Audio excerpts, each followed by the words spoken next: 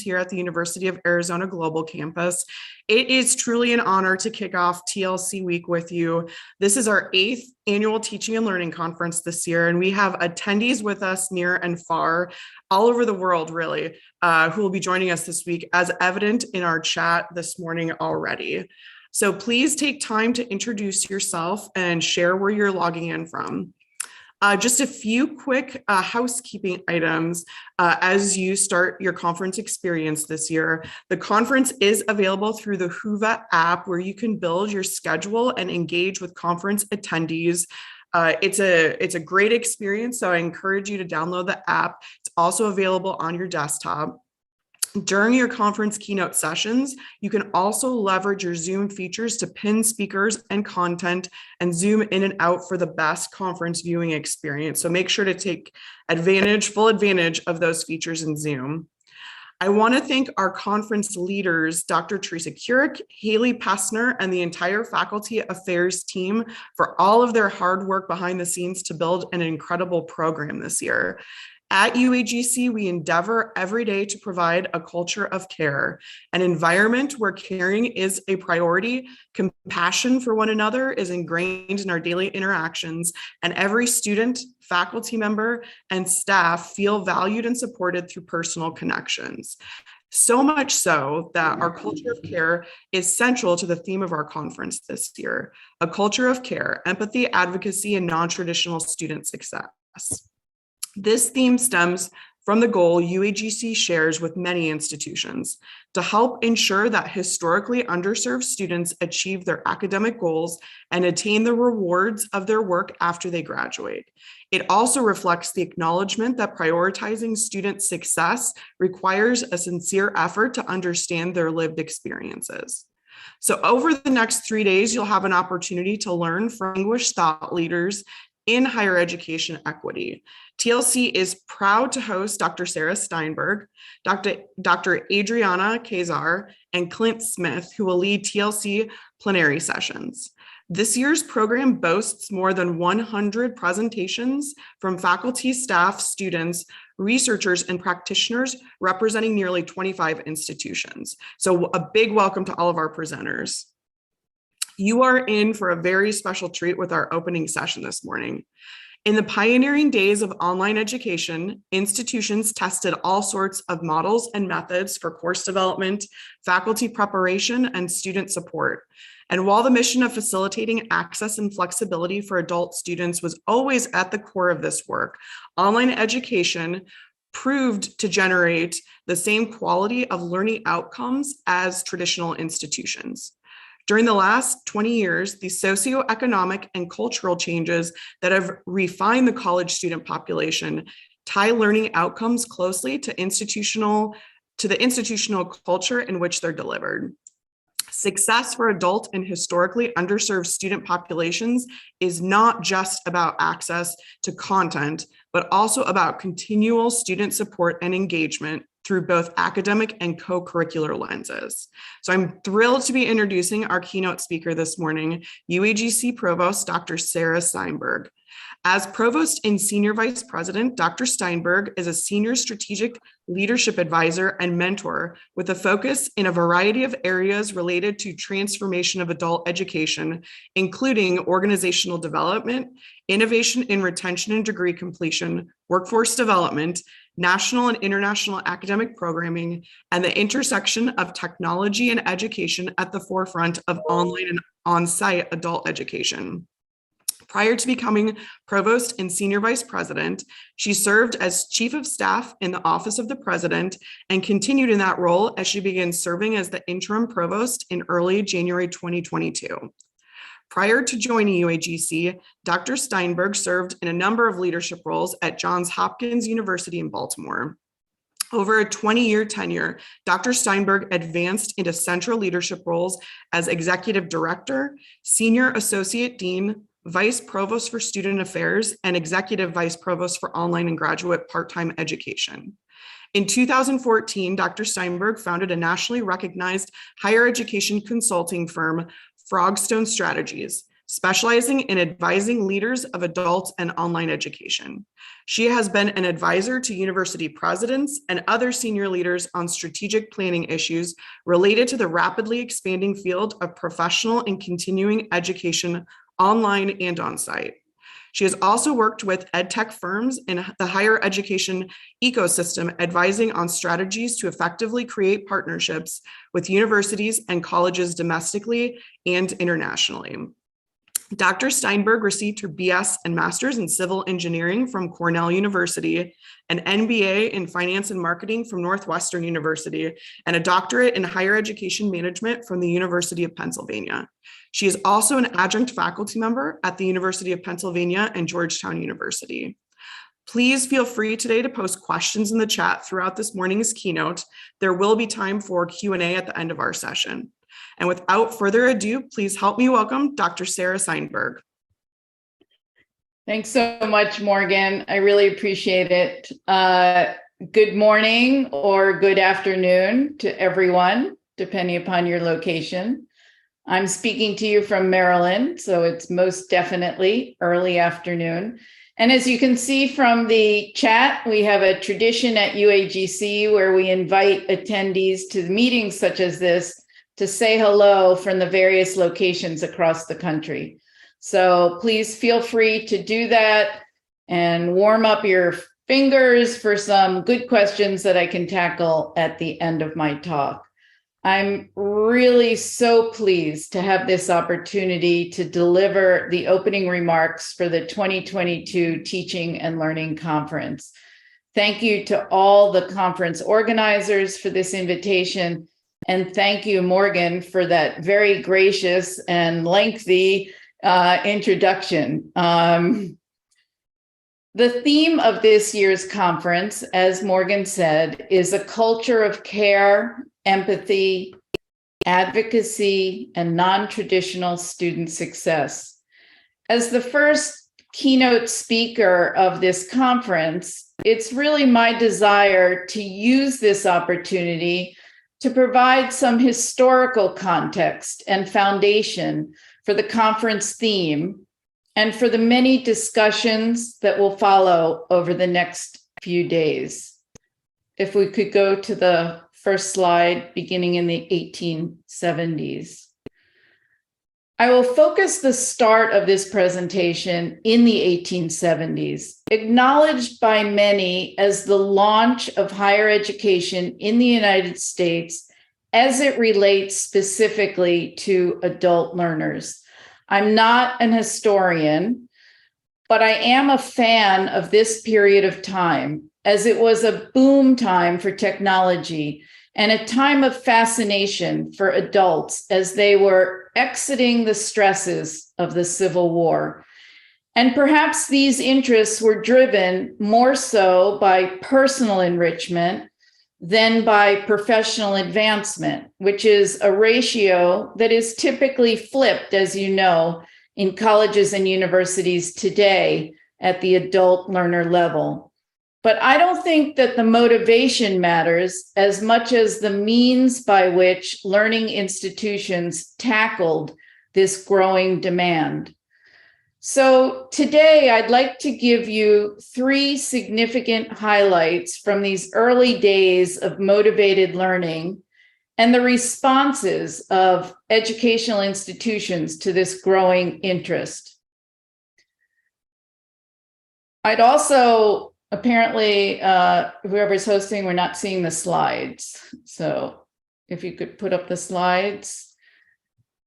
I will insert, in addition to these examples, I will insert my own observations, beginning with the time I joined, as Morgan said, the professional field of online education in the early 1990s. I'd like to explore with you the critically important intersection of education and technology in meeting the early needs of adult learners for access and flexibility. And I'd like to spotlight the noticeable absence of attention to the qualities of empathy, advocacy, and support until really the most recent decade within which we find ourselves. And this is a significant and noticeable gap. We've leveraged technology to advance our ability to serve the population of non-traditional and underserved students. But as I'll note in the next couple of sections of my talk, we're only just beginning to address the cultural and socioeconomic influences that also affect our students. And this means that we're not yet done serving our adult students to the best of our ability. We're not yet able to pat ourselves on the back for merging education and technology and thereby declaring student success. So how must higher education redefine long-standing practices that stretch back in our history more than 150 years to ensure the success of these non-traditional students? Every effort described and discussed in the coming days in this conference will demonstrate that we must collectively accept responsibility for reassessing the meaning and function of our historical gains in technology.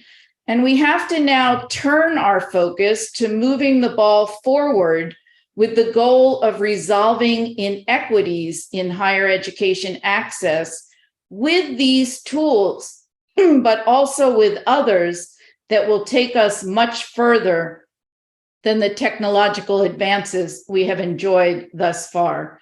Next slide, please. Online education, or distance education, as once was the more common term, is just a modality. It's no different in objective than correspondence schools. But we've leveraged technology to overcome distance for more than 30 years to support adult students, and few will argue with that observation, I assume. Maybe you will. But if we start and stop with that basic observation, we'll miss the full context and historical background within which we entered the past 30 years of educating adult students. And we will fall right into the good old mission accomplished trap that has prevented our awareness of what has not yet been accomplished. And this is the elephant in the room that I'd like to discuss through a series of examples. So please indulge me, and let's dig a little deeper by facing this elephant in the room and the focus of this conference. Here's the question. Are successful learning outcomes for adult students achieved when we have accomplished our services under the cover of the ever popular phrase, access and flexibility? Are we permitted to consider our mission to educate non-traditional students complete if we check off these two seemingly critical boxes? If you follow the advertising of many colleges and universities across the country serving this population of students with online programs, you may certainly believe that from their advertising that these are the greatest and perhaps most important services that we can provide to lead us to successful student outcomes. Take a moment to Google flexible and accessible online degrees, as I did in preparation for this talk, and you'll see what I saw. These are touted as the most important words to describe online education. In fact, and I'm going to quote from one of the sites I found, Degree Query, the following: in this day and age, there are more ways to earn an accredited undergraduate degree online than ever before, and many of these options offer a trifecta of value: affordability, flexibility, and academic rigor. And they go on to say, for adult learners and working students, flexibility is often as important as any other metric. In the modern economy, it's not uncommon for undergraduates to manage side hustles or even full-time employment while pursuing a degree. And finally, they say these programs, and their list is the top 20, will meet each student on their own terms to ensure that their bachelor's program enables professional advancement without disabling a comfortable work-life balance. And the schools described on this list range from Western Governors to Purdue to South Dakota State and Ohio University. And with all due respect to these schools and likely every other school that I could have checked, my professional view is duh. Frankly, I have no argument. These are very important attributes of successful programs and successful student outcomes. I've been told by experienced advertising content creators that prospective adult students don't want to hear us say the support word, as they don't believe they need support. I disagree. Adult students are particularly in need of support and empathy and community and belongingness, even more than they think they are, and even more than we are willing to acknowledge out loud. So in short, the answer to my elephant in the room question is a resounding no. We are not done. Our mission is not accomplished, not by a long shot. As long as we continue to hide behind the manipulation of space and time and don't acknowledge or perhaps even offer a community of care, adults serving colleges and universities are not doing all that they can to achieve successful student outcomes. Or at least, if they are offering these things, they are not saying it publicly. And if they're not saying it publicly, then nothing much has changed in 150 years to better our progression to completion of online degrees. So as I said, all that we have done since the 1870s is to apply technology to manipulate time and space. And we're entitled to celebrate that. It's no small feat. And it's more than what was being accomplished 150 years ago at the dawn of the popularity of lifelong learning. But we now know that this simply isn't enough, and we have to do more. We have a responsibility to our adult learners. But nevertheless, we have collectively shouted this misconception of mission accomplished for nearly 30 years by assuming that we solved the puzzle in the 1990s when we introduced primitive forms of microwave technology and early stages of the internet to successfully serve our working student population. I was there. I was on the front lines at Johns Hopkins University, but sadly, we were fooling ourselves. And the success measures prove this. Something is still missing, and you will hear more about it during this conference.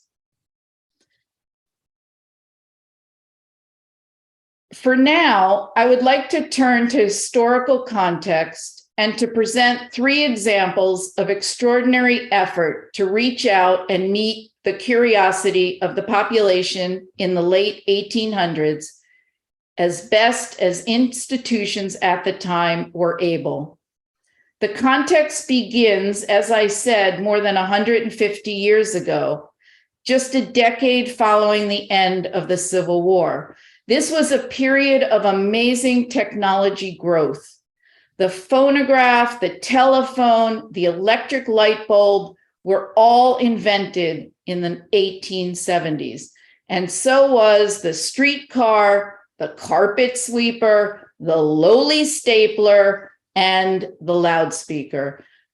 So as a result, perhaps because of FOMO, fear of missing out, this was also an exciting and accelerated time for higher education that was targeted to adults and lifelong learners. The slide that is up, and please leave this up now, is part of the history of UAGC. UAGC has its roots beginning in 1893 with the founding of Mount St. Clair Academy, the institution founded in Clinton, Iowa, to serve high school students in the broadest way to meet the needs of the exciting growth and technological expansion in the United States. Our UAG history evolved from that point to today through various iterations. But I was intrigued by this advertisement for the Academy, which was published in one of the alumni magazines for Ashford University. And it had the most interesting statements addressing access and flexibility. The paragraph is written there. I'm just going to read a couple of the lines. Towards the end, it says, pupils notifying the Academy in sufficient time will be met with a conveyance. Otherwise, a cab will always be found in waiting. And the Academy is also conveniently reached by taking the North Branch Bluff streetcar at Fifth Avenue or the Springdale streetcar, Clinton. The Academy is connected by telephone with all parts of the city and surrounding country by means of the automatic and Bell telephone lines. So lots was happening. There was a mashup of education and technology to serve these students. Please go to the next slide. This is Johns Hopkins University. This is my second example. I wasn't there in 1876, but that's when it was founded in Baltimore as the first research university in the United States. And FOMO, this fear of missing out, set the scene for continuing education at this prominent university from day one. Prior to opening the doors of the university in 1876, many in the Baltimore community wondered, why was such a significant donation, the largest in higher education history at that time, made by Mr. Johns Hopkins to a university rather than a library or a cultural center that would have been more directly of benefit to the city? In fact, the citizens of Baltimore felt that there were already too many universities in the country. To counter these perceptions, the university opted to use public engagement as part of their model to foster the growing interest of adult education and just extend the educational influence of the university. So what they did was they created educational programs and they brought in adjunct faculty members from places like the U.S. Surgeon General's office and the U.S. Naval Observatory and many universities across the mostly across the East Coast. And they were used to augment the teaching capacity of the original 5 faculty members. These were lectures that were open to the general public at no cost, and they were open to men and to women. The offerings were also packaged for off-site delivery to targeted organizations that were important to the university, like the Baltimore and Ohio Railroad. It was really quite amazing. And once again, we see the example of an institution doing everything possible to reach out to adult students. My last example, please go to the next slide, please, is the Chautauqua movement. This was an influence at the time for the founders of Johns Hopkins University and was a particularly influential experience for adult learners. The movement actually started in 1874 as a 2-week summer institute for Sunday school teachers in upstate New York. And the religious-based movement soon expanded and diversified, and they created a liberal college experience for adults. By 1878, just 4 years later, the movement had expanded with the creation of a literary and scientific circle, which encouraged home reading and featured book clubs and study circles in local communities, which sounds a lot like the meetups that we have today. As the economy was expanding, there was an increased complexity that people wanted to learn more about. And that's what was causing these programs to be formed. Next slide, please.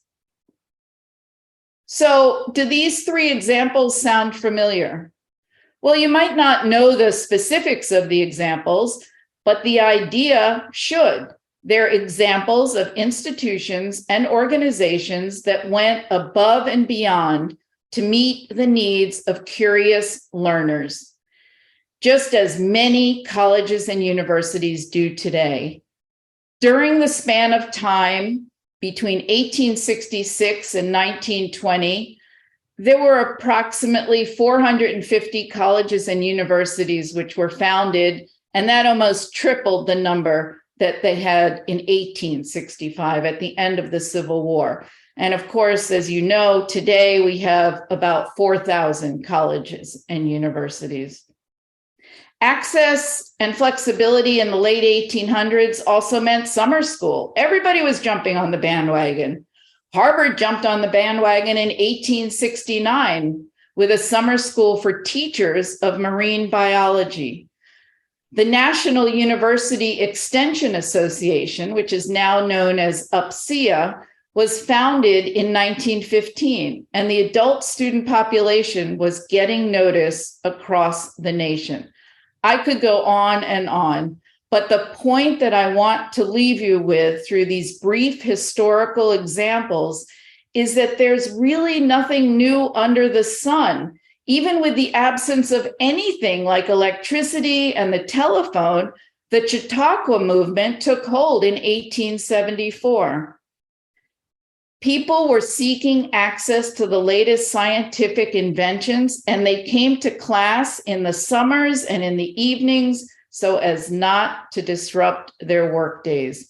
With no surprise, correspondence courses took hold in the early 1900s, and for no other reason than flexibility, this now meant that there was a convenience for self-paced study in the comfort of one's own home. Nothing new under the sun. And so I assert that ever since this acknowledged launch of a variety of scaled versions of lifelong learning, which took place after the Civil War, we have been patting ourselves on the back for achieving this pair of golden rings, access and flexibility. And we thought we were done, either because we thought adult students didn't need more, or because adult students didn't tell us that they needed more. So when did we realize that the marriage of education and more sophisticated technology was enough to provide access and flexibility, but it wasn't nearly enough to achieve anything more than the equivalent of students dipping their toes in the educational waters, but never achieving their goal of swimming across the lake? Next slide, please. Thank you.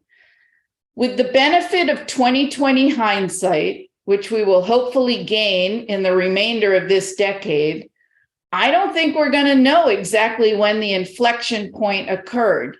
When did we, as higher education leaders, begin to realize that something was missing? Even if our students weren't saying that they wanted more, when did we realize that access and flexibility simply wasn't enough?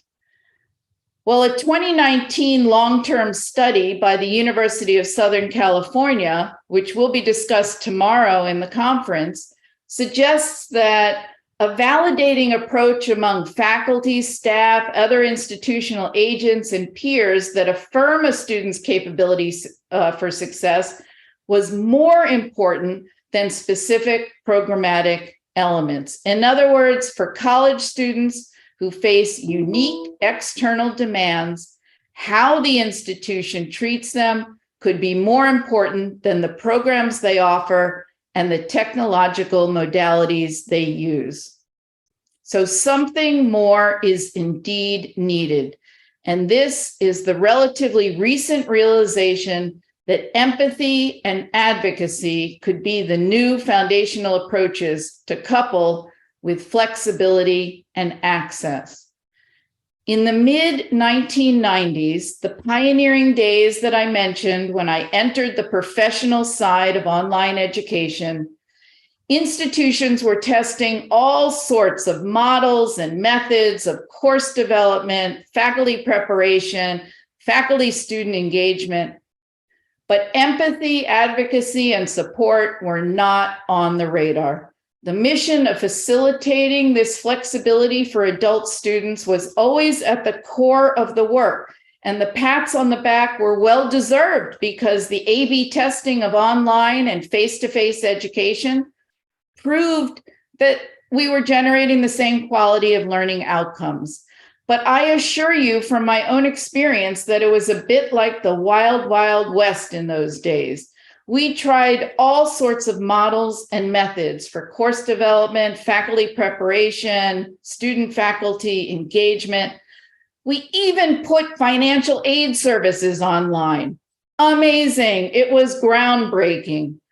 But at the core were the lessons I learned about the importance of leveraging technology to facilitate this access and flexibility. Along the way, I realized, and frankly, I was quite dismayed, that I was plagued by a constant question. Are learning outcomes the same in online and on-ground courses? And I'm continually surprised when I hear this question today, more than 30 years after the start of online education. Sadly, we in the online world are not yet on solid ground with regard to this nagging question. We have many skeptics who question the learning outcomes despite study after study proving otherwise. The learning outcomes, as you all know, are indeed dependent on other factors, including quality course design, faculty commitment to student engagement, student preparation for online study. And at UAGC, learning outcomes are increasingly being shown to be dependent on our culture of care. But sadly, in March 2020, I watched as the hard work that all of us in institutions similar to UAGC was being questioned as if we were back in the year 2000.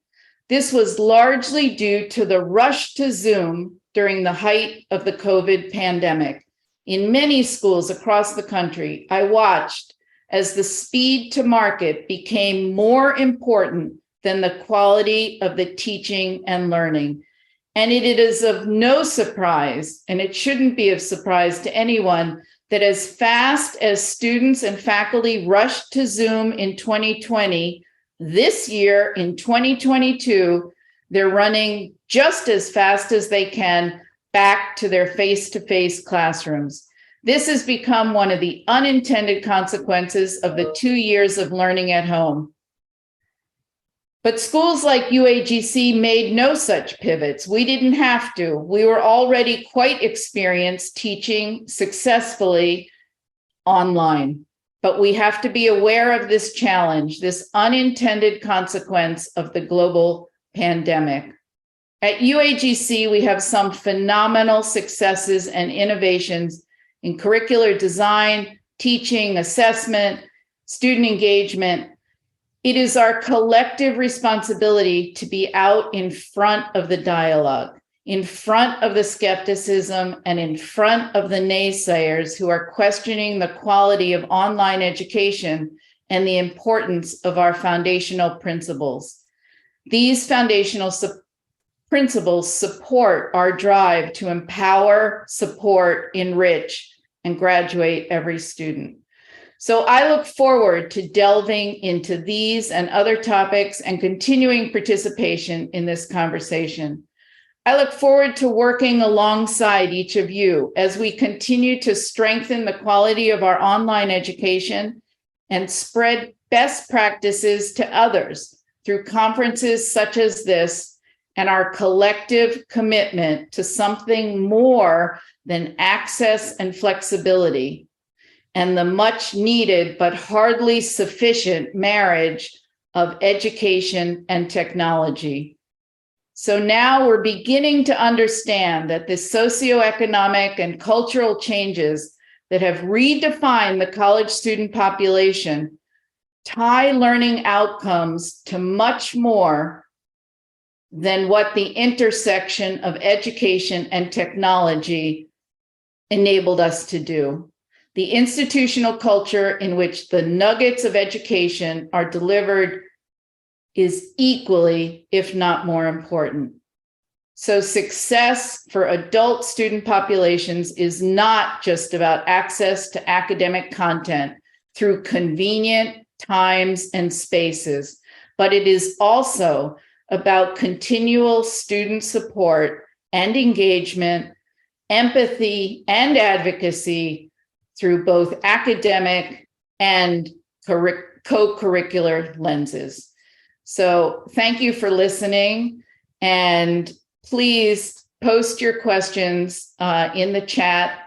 We have about 9 minutes, I think, to answer questions, and I would be glad to do so. Thank you so much, Sarah. We do have a few questions that have come in for you. The first one is, how do you see technology impacting empathy and advocacy in higher education?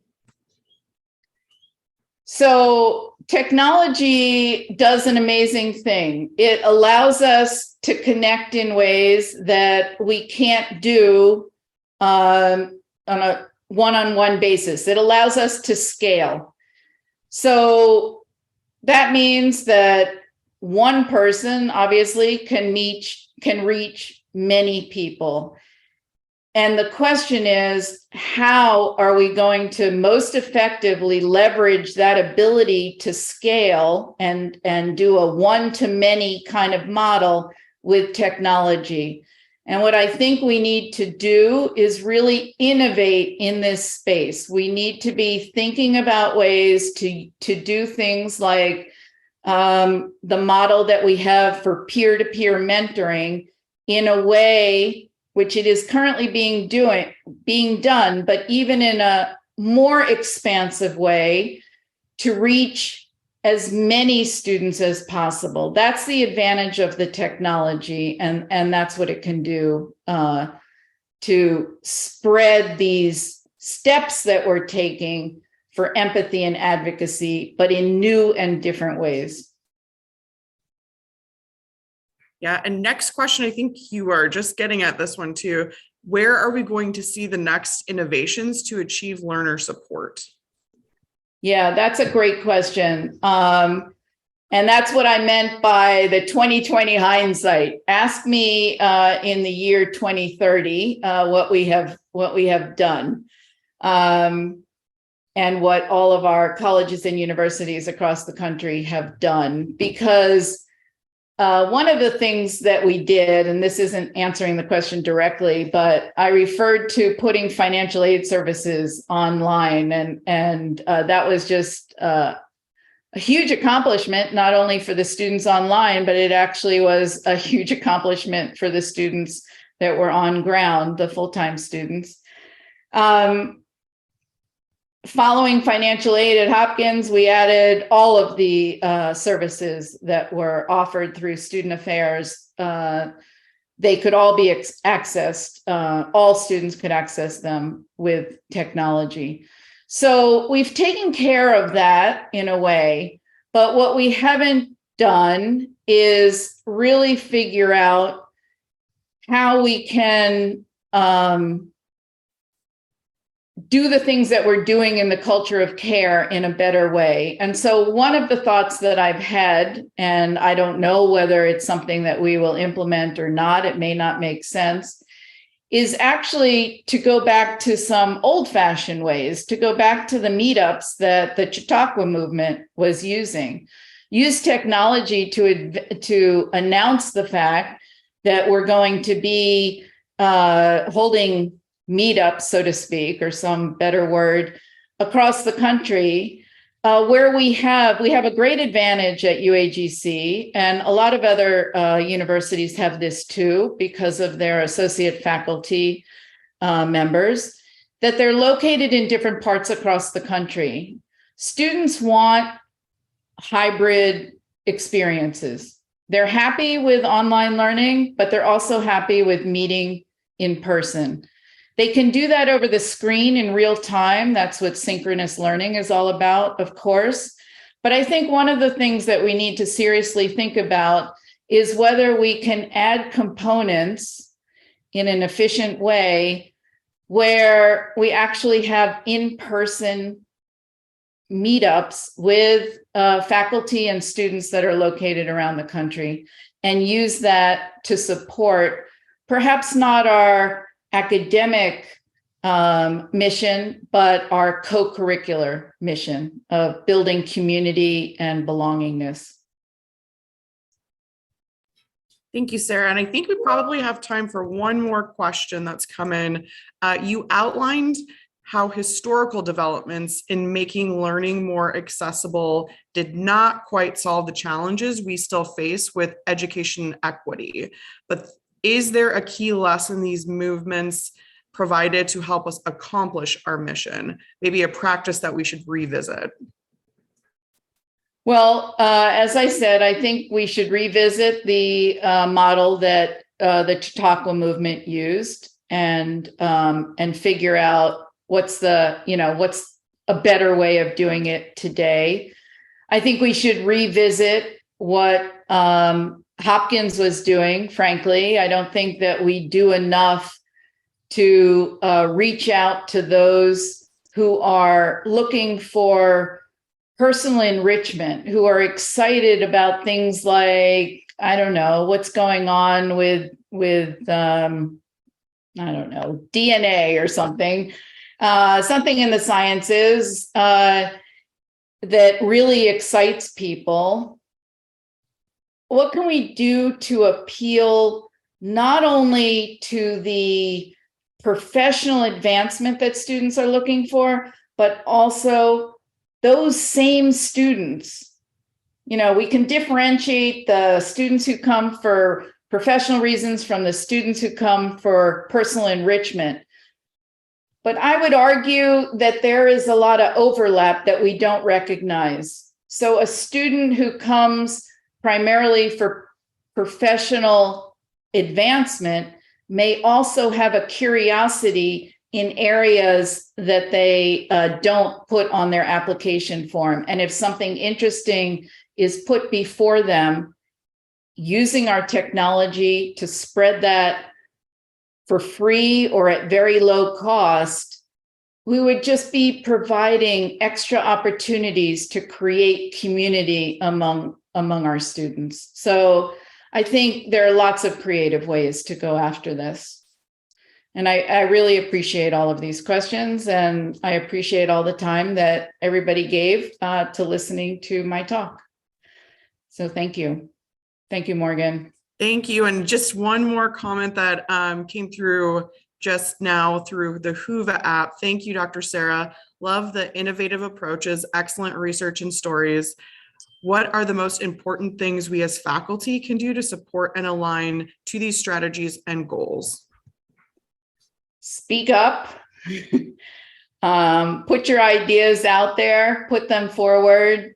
My ears are open. Our dean's ears are open. Department chairs, everyone's ears are open to new and exciting ideas. I think it, takes a village to raise a child. It takes a village to raise a university. And the best way that we're going to get the best ideas forward is for people who think, I was just wondering, does this make sense? And bringing it up, regardless of what your role is in the university, it shouldn't, things shouldn't come top down. My ideas come from listening to everybody, to all the folks in the community. Well, thank you so much. And on that note, this concludes our opening TLC session this morning. Please make sure to log into Whova and check out our conference agenda for the rest of the day. Thank you and enjoy the next few days. Thanks again, Morgan.